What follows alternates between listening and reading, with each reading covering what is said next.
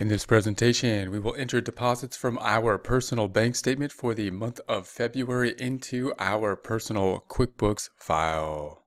For more accounting information and accounting courses, visit our website at accountinginstruction.info. Here we are on the home page. We currently have the open windows open. In order to open the open windows, you can go to the View drop-down and select the Open Windows list. We're going to go to the banking account or banking drop-down and go down to Use Register in order to open up the checking account register. Once we select that, we're going to go to the checking account. That's the one we want, and OK. Now we'll take a look at our bank statement. We've already entered the information for the bank statement of January. Now we're moving on to February. Should be February 29th, 2020, but we're on the February 28th, 2020. We've got the beginning balance, we've got the additions, we've got the withdrawals and the ending balance. The beginning balance now matching the ending balance of the last month that we had entered. The additions being on the left in terms of the detail, our deposits, and then the subtractions being on the right in terms of what has gone out of our bank statement for the decreases to give us the total of the $20,172.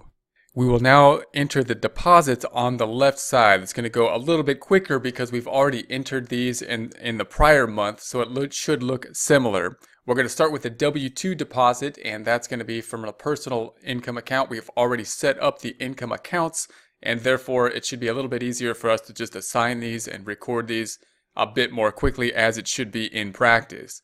So we're going to go back to our QuickBooks file, and we're going to enter this in as of 0520, February 5th. And this is going to be a deposit. I'm going to say DEP for the deposit. I believed we named this last time just W-2 income. So once it would take us, we got to memorize what we've called these things. If we're going to use the customers, we don't actually need to have the customer, but it might help us to track it by customer if we want to run a report by who paid us. So then we're going to say that that was 3,000. Make sure we're on the deposit side. We're on the deposit side. 3,000, and the type of income that we set up, if we select the drop down, it's going to be an income type account, W-2 income.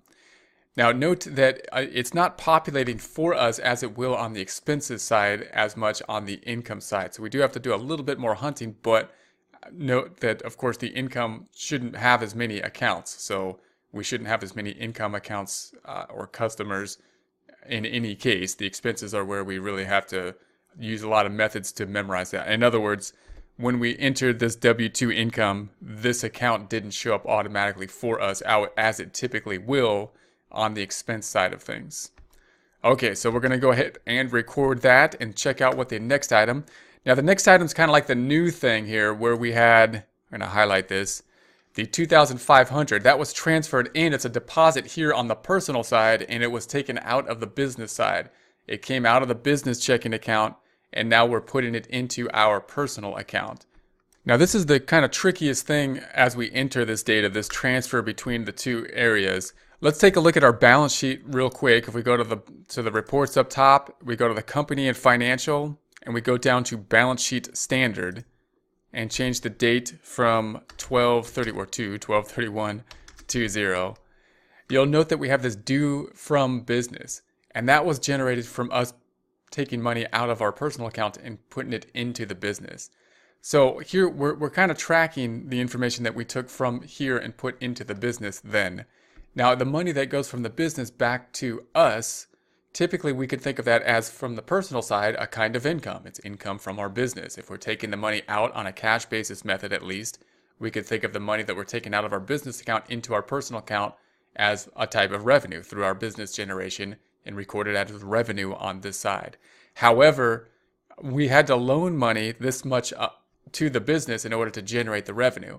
So we may first want to allocate, in order to track the money that's going out, allocate the money to this account, and then take out any extra and record it as revenue.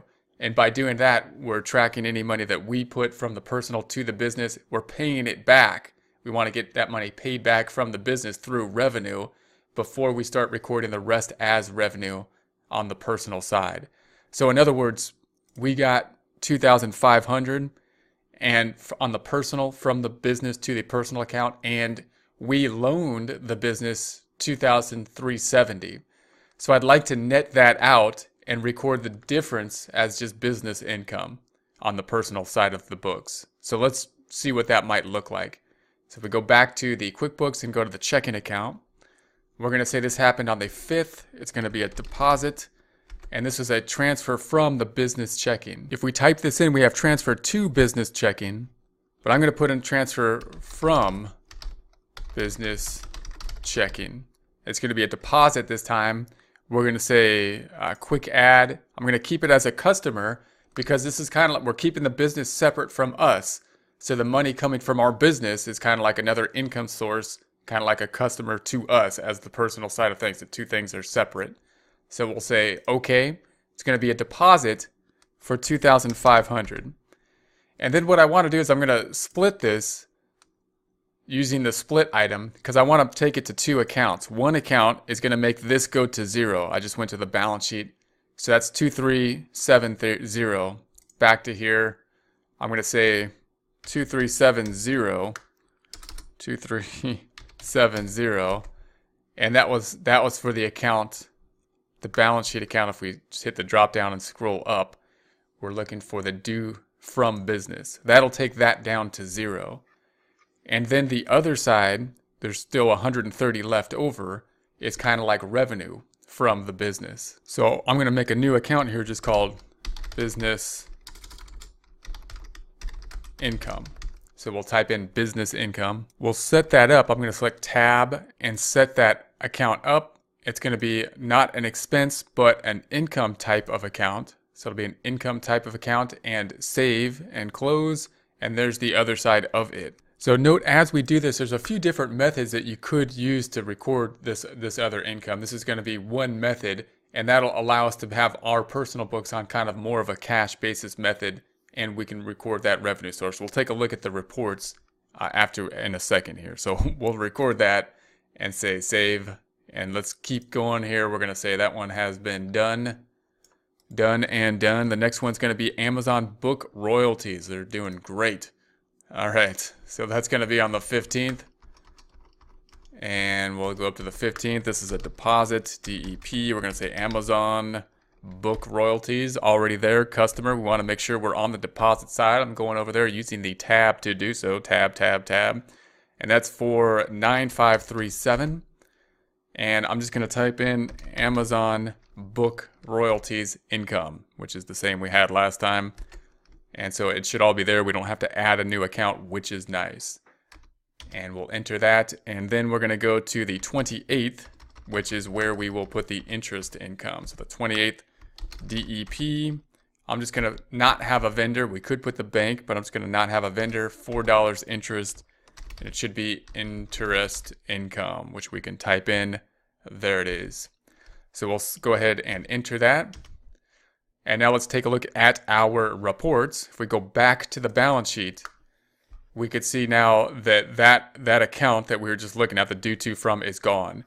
Now, if the reason it's gone is because it's zero. If you want to look at the activity, there's two places we could go. Like if it's a zero account and I want to see the detail of it, we could go to the lists chart of accounts, and I want to look at the detail for the account that we zeroed out, which was due from business. Right there, it's now zero. If we double click on it, we'll see some activity there. We can also generate a report from here. The other report that's nice is if you go to the reports drop down for this activity, seeing activity for a zero balance account, but that had activity in it, is to go to the accounting and taxes and trial balance. And I'm going to go as of 01/01/20 to 12/31/20. Now this has debits and credits, which can confuse some people, but it's also just a list of accounts, kind of like the chart of accounts, and then it gives a list of accounts balances.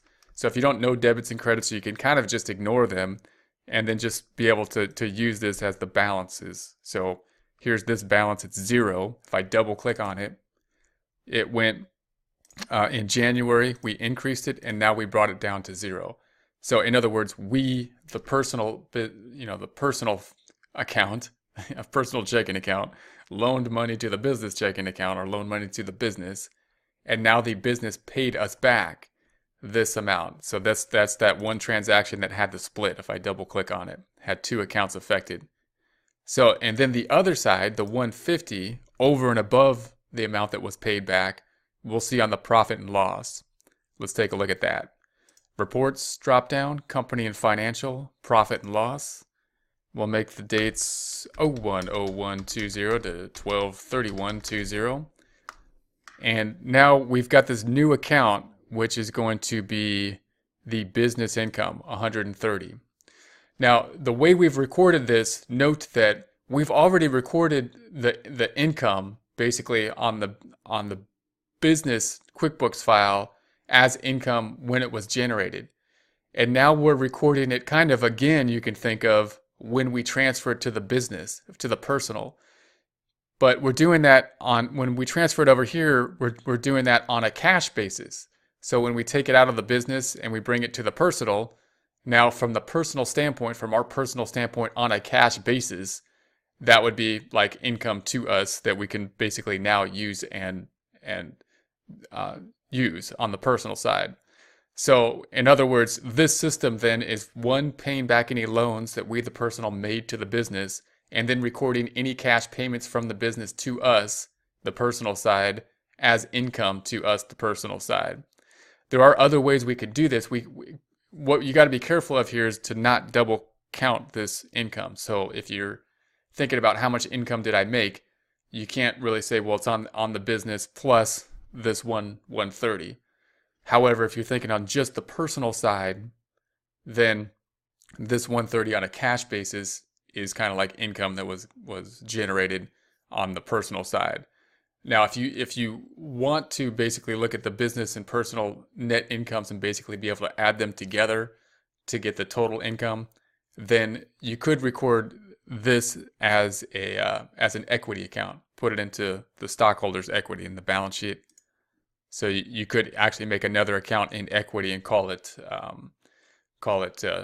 equity from the business account, equity from the business account, or something like that within the equity section, and then it won't be recorded as income on the personal side as it's being transferred over from the business to personal. So those are just a couple methods for that transfer, and of course that transfer is the most confusing process when we have the two files. And we will talk more about it as we compare the reports that we will generate here to the reports for the business account after we've completed entering the data for this month. For more accounting information and accounting courses, visit our website at accountinginstruction.info.